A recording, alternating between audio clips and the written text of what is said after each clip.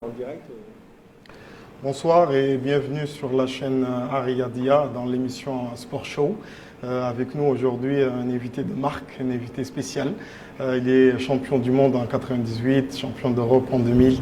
Il a, avec l'équipe de France, il a évolué dans les plus grands clubs au monde. Nous avons l'honneur de recevoir aujourd'hui Monsieur Youri Djorkaeff. Monsieur Youri Djorkaeff, bonsoir. Bonsoir. Voilà, donc vous êtes là aujourd'hui dans le cadre du lancement du programme Football for Schools de la FIFA, que la Mauritanie a eu l'honneur de lancer comme premier pays africain. Donc on voudrait un peu savoir en quoi consiste ce projet exactement. Déjà, merci de me recevoir. Première fois en Mauritanie.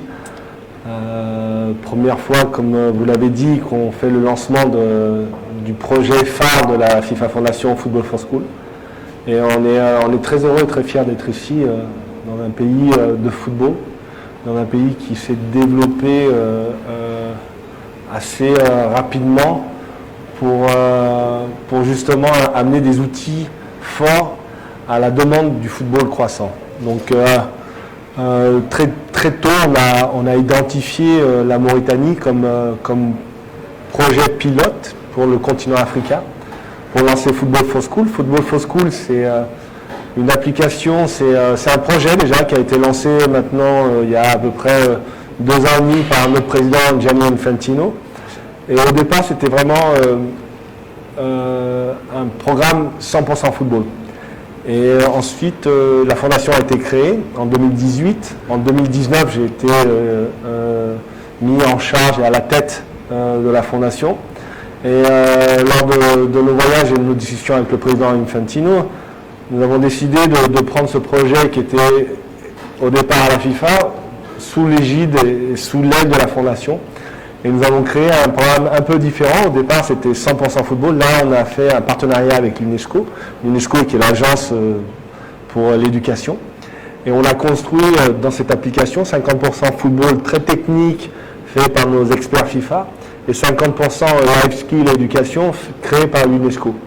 Et l'idée, c'est toutes les écoles peuvent appliquer.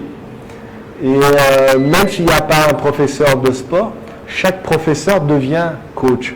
Chaque professeur, très facilement, ludiquement, peut télécharger le programme, faire son programme spécifiquement par rapport au nombre d'élèves, garçons et filles dans sa classe, et derrière décider de faire et des sessions de football, en même temps que de l'éducatif, et des sessions où, à travers le sport, on fait passer aussi des messages très forts de société.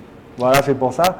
On est très heureux aujourd'hui de lancer sur le continent africain Football for School, très heureux d'être en Mauritanie. Nous sommes déjà sur des pays comme le Chili, comme l'Inde, comme la Guyane. Nous discutons avec toutes les fédérations. Sûrement la France sera le prochain pays. Et c'est un projet très ambitieux, mais surtout qui vient aussi bien en aide, pas en aide, mais qui est un apport pour le système éducatif, que ce soit école privée ou école publique, mais qui est aussi en travail étroit avec les fédérations mauritaniennes de football, et le ministère de sport et le ministère éducatif. Donc c'est un programme assez complet et qui est aujourd'hui lancé ici dans la capitale, mais qui va se développer dans tout le pays. Justement, Monsieur Djorkaeff, on l'a dit, il démarre en Afrique par la Mauritanie, mais on voudrait un peu savoir pourquoi vraiment le choix de la Mauritanie, tout en sachant qu'il y a beaucoup de pays en Afrique qui sont, on va dire, de grandes nations de football. Pourquoi précisément le choix de la Mauritanie pour lancer ce projet sur le continent africain? Je dirais d'abord c'est le choix des fédérations, parce que nous on met à disposition le programme Football for School. Ensuite c'est les fédérations qui appliquent à ce programme-là. Et la fédération mauritanienne a montré très tôt un engagement et un engouement pour ce programme-là. Comme je vous l'ai dit auparavant, c'est aussi un engagement politique du pays. C'est-à-dire que quand le pays a des projets éducatifs et que la fédération mauritanienne arrive avec ce projet Football for School en partenariat avec la FIFA et la FIFA Fondation, généralement les gouvernements écoutent et réfléchissent aussi à développer ce projet dans tout le pays. Donc c'est ce qui s'est passé en Mauritanie avec le président de la fédération. Très tôt, nous avons eu des contacts. Très tôt, nous avons travaillé d'abord pour être sûr que ce projet pourrait être passé et pourrait être accepté par les politiques, mais surtout qu'il y avait un besoin au niveau des écoles pour développer le sport et aussi l'éducation dans l'école et dans toutes les écoles. Voilà. Donc, en tout cas, une précision, ce programme est différent du tournoi panafricain lancé par la Fondation Patrice Motsepe, dont la déclaration a été faite en Côte d'Ivoire récemment, d'ailleurs par le président Gianni Infantino. Donc, ce sont deux programmes différents quand même. Oui, c'est deux programmes différents, mais je dirais qui sont liés. Parce que nous, la Fondation, notre priorité, c'est pas de sortir des talents. Notre priorité, c'est pas de développer le football à grand niveau ou échelle. Notre priorité, c'est le premier pas chez le jeune étudiant, chez l'adolescent pour le football. Il n'y a pas tout le côté challenge, côté victoire, côté il faut être le meilleur. Non, c'est très ludique. Voilà. On met à disposition un outil de football pour que le jeune ait ce premier pas dans le football. Et derrière, les fédérations, ce programme interuniversitaire de tournoi, récupère un petit peu le travail nous on va faire. Et ça sera la deuxième phase où là, il y aura un peu plus d'enjeux sportifs. Mais nous, vraiment, on s'adresse à toutes les écoles. Notre programme est aussi pour unifier, réunir, donner confiance aux jeunes à travers le sport, aussi bien les garçons que les filles, faire un exercice de santé. Donc il y a plein d'outils pédagogiques que le programme qui est lancé bientôt par la FIFA, ce sera un programme lancé par la FIFA, mais qui sera plus orienté sur le challenge sportif. Donc on sait que ce programme Football for Schools, c'est un projet socio-éducatif et qui intègre l'éducation, qui fait intégrer le sport dans l'éducation. Mais concrètement, sur le moyen long terme, quel impact ce programme pourrait avoir sur un pays comme la Mauritanie? Je pense qu'il y a aujourd'hui, il y a plein de questions qui sont posées par les jeunes et il faut des réponses. Et les réponses ne sont pas toujours évidentes à être données. On s'aperçoit que les lieux de rassemblement sont de plus en plus différents. Avant, il y avait vraiment à la maison où il y avait des discussions, où il y avait des discussions éducatives, mais il y avait aussi des discussions de vie. Et on s'aperçoit que de moins en moins ces échanges arrivent. Et je pense que remettre l'école, remettre le professeur au centre de ces discussions-là, aussi de ces activités-là, est important.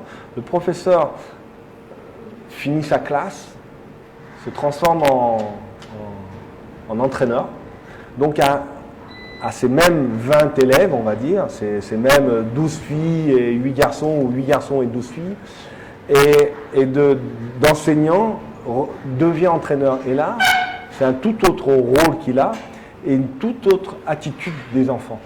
Les enfants ont fini l'école, mais ils restent ensemble encore et construisent quelque chose peut-être qu'en classe ne pourraient pas construire. Et je dis toujours, gagne en confiance, parce qu'il n'y aura pas le jugement de l'autre par rapport à une note, par rapport à une appréciation que le professeur peut avoir. Non, là, c'est ludique. On joue ensemble, on gagne ensemble, on perd ensemble. Il y a des jeux qui sont très bien faits, l'application est très bien faite, justement pour permettre à tous les enfants de tous les niveaux de pouvoir y participer. En tout cas, toute la Mauritanie est vraiment honorée que ce projet puisse démarrer en Afrique par notre pays. Et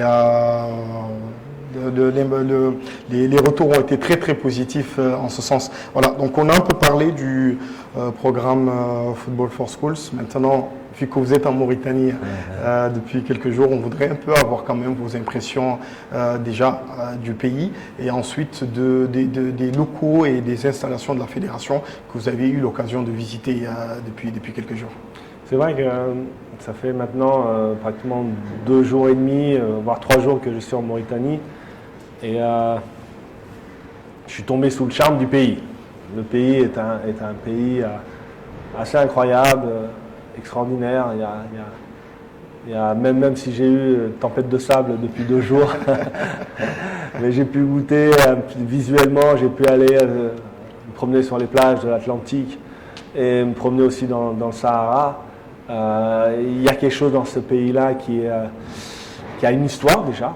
On parlait avec le président Yaya de la Sorbonne de l'Afrique, dans un village beaucoup plus lointain qui est ma prochaine destination, parce que je voudrais découvrir encore plus le pays. Et c'est aussi pour ça mon intérêt pour la Mauritanie, c'est que c'est un projet pilote. C'est un projet où on veut comprendre, mais pas parce qu'on est à Zurich et on va imposer des choses en Mauritanie. Il faut être là, il faut être présent, il faut discuter avec les gens, il faut échanger avec les gens, essayer de comprendre. Et on a la chance d'avoir une fédération dans votre pays qui est très active, qui est très ouvert à ça, qui s'est développée en 10 ans assez incroyablement. Quand on voit les installations, quand on voit la qualité pas seulement de l'équipe dirigeante en haut, à toutes les échelles. Nous sommes sur une chaîne de TV qui est dans la fédération. Nous sommes entourés de gens qui sont dévoués au développement du football dans le pays, à travers la fédération, mais développement du football dans le pays. Ce matin, on a eu l'occasion de jouer avec des étudiants, des jeunes étudiants entre 8 et 12 ans, qui ont le football dans le sang.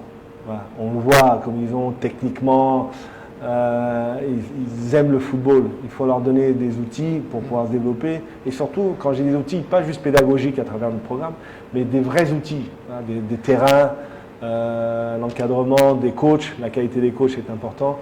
Et je pense que la Mauritanie a toutes ces cases à remplir, toutes ces cases-là pour justement faire en sorte que le pays, sportivement, et puis à travers toute une nouvelle jeunesse, se développe très bien.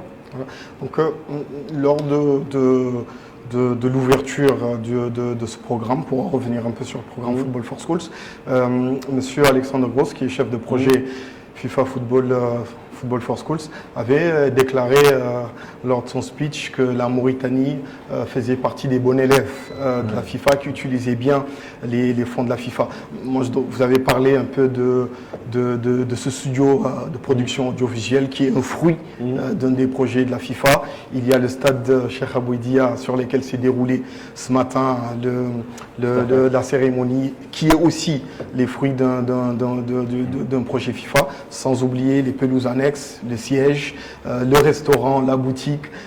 C'est un peu aussi pour ça que la Mauritanie aujourd'hui est, comme l'a dit Alexandre Gross, un bon élève de la FIFA.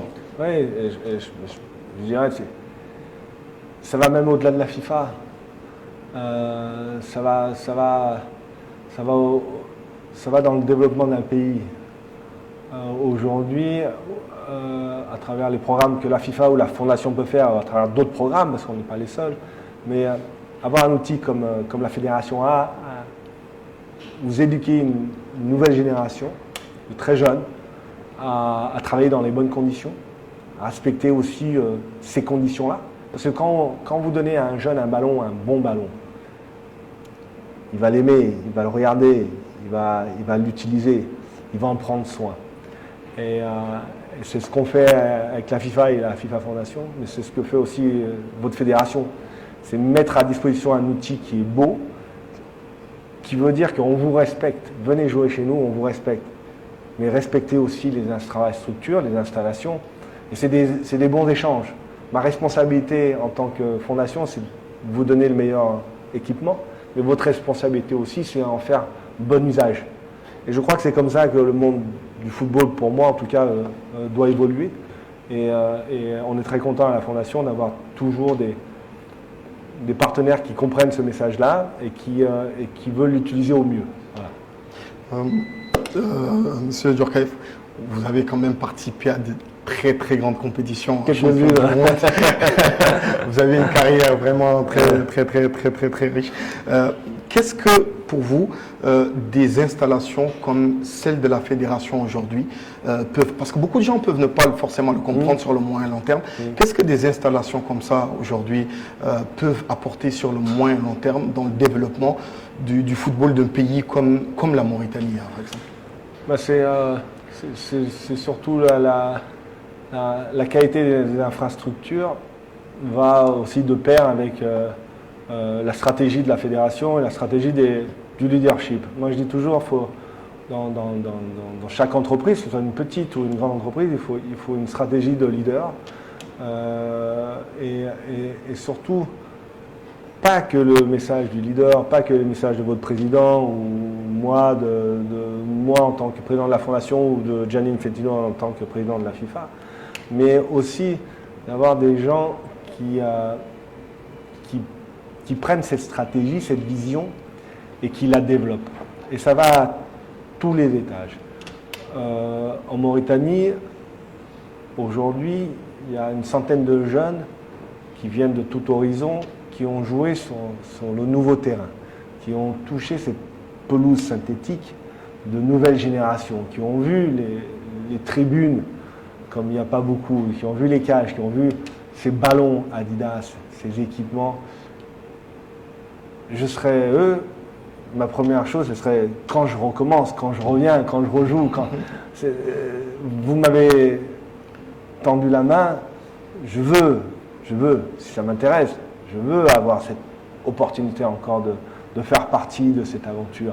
Je veux aller à l'académie peut-être ici, je veux travailler bien en sport pour rejoindre un club. Vous créez des choses qui sont toujours positives. Et même si vous n'arrivez pas, d'avoir eu l'opportunité, d'avoir eu ce moment aujourd'hui, est une opportunité que demain un jeune pourra retransposer sur un autre secteur, pas que le football. Ça pourrait être demain un autre secteur, d'avoir eu cette occasion à un moment donné de toucher quelque chose et de voir surtout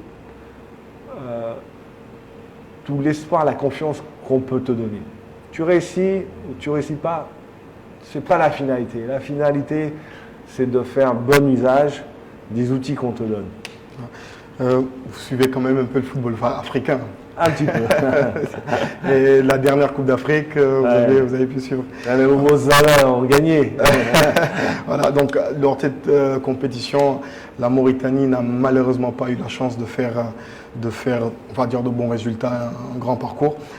Vous qui, je le répète encore, avez eu à jouer de très très grandes compétitions, quels conseils pouvez-vous donner peut-être à ces Mauritaniens qui espéraient, au bout de dès la deuxième participation de la Mauritanie en Coupe d'Afrique, faire de très très gros résultats? Après une déception quand même assez intense, quels conseils pouvez-vous, eux, leur donner avec votre vécu de footballeur qui a eu à jouer des grandes compétitions avec plus ou moins de réussite? Tout à fait, je crois que si on regarde l'histoire de l'équipe de France, on a attendu jusqu'en 1998 pour gagner la Coupe du Monde. Vous imaginez les générations, 58 grandes générations, 66 belle génération, 82, 86, 1982, 86, 2 demi-finales de Coupe du Monde, génération magnifique. 98, on a entendu 1998 pour gagner notre premier titre de champion du monde. Et après, championnat d'Europe, on l'avait gagné en 84. 84, oui. Et 2000, championnat d'Europe. Donc, ça prend du temps. La Mauritanie, 2 cannes d'affilée, 2 participations. Avant, jamais de participation. Là, coup sur coup, 2 participations. Déjà, super. Ça prend du temps. Ça prend du temps, ça prend beaucoup d'efforts. Ce qui manque peut-être à la Mauritanie, c'est peut-être d'avoir un peu plus de joueurs internationaux dans l'équipe nationale. On voit bien avec le Sénégal, avec l'Égypte, ils ont des joueurs qui jouent à l'extérieur dans des grands clubs européens. Donc quand ils retournent au pays, ils amènent cette culture qu'en Mauritanie, malheureusement, pas malheureusement, c'est normal, il n'y a pas. Nous, on a été champions du monde. Quand on a été champions du monde, on était 6-7 à jouer en Italie. Et c'est le fait d'avoir joué en Italie qui nous a transformés en compétiteur et en gagneur. Donc on apprend aussi, c'est ça qui est important. Et je pense que la Mauritanie, avec 4 millions d'habitants, c'est aussi un petit pays pour le niveau football, niveau licencié, fédération. Il faut des projets, il faut des programmes, ça prend du temps, il faut diversifier. Football for School est un bon programme justement pour donner un sens un peu plus orienté sur le football et surtout les clubs sont importants, les districts, les jeunes. Aujourd'hui, il y a aussi le développement du football féminin. Mais voilà, après... Ça prend du temps. Ouais, non, mais vous savez, on le voit, la Fédération française est une grande fédération, c'est une des plus grandes fédérations dans le monde, avec un budget qui est incroyable, avec 2 millions, 2,3 millions de licenciés. Ça nous a pris du temps. Enfin, on vous rejoint, même si en général le grand public s'impatiente. Tout le monde s'impatiente. Je suis le premier supporter à s'impatiente.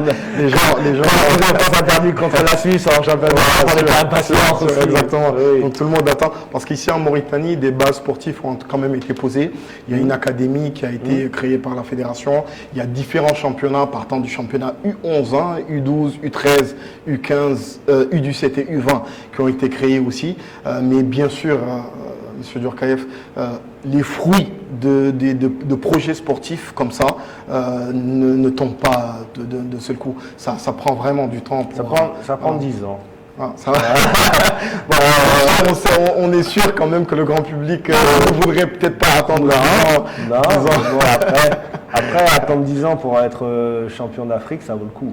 Ça vaut le coup, effectivement. Parce que vous avez donné l'exemple de l'équipe de France, mais on donne l'exemple d'un voisin qui est le Sénégal, qui a participé à la Coupe d'Afrique la première fois en 1965 et qui a remporté sa première Coupe d'Afrique en 2022. Voilà. C'est 57 ans d'attente. Avec beaucoup de Sénégalais qui ont évolué en Europe, avec beaucoup de grands joueurs. Ils ont attendu 2022 pour gagner la première.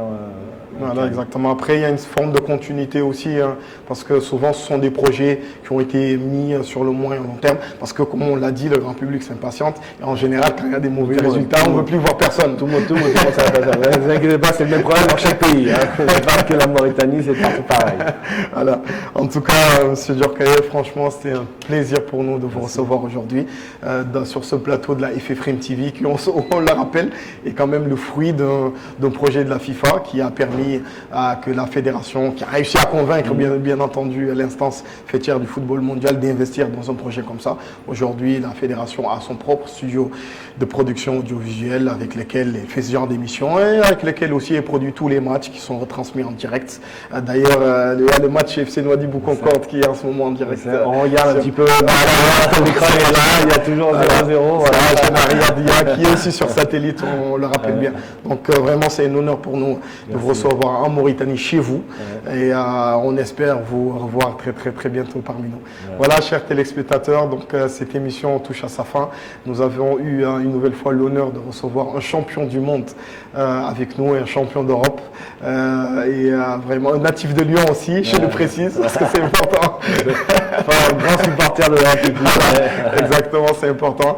Donc cette émission Sport Show touche à sa fin et on vous retrouve très prochainement dans un prochain numéro. Merci. Merci beaucoup.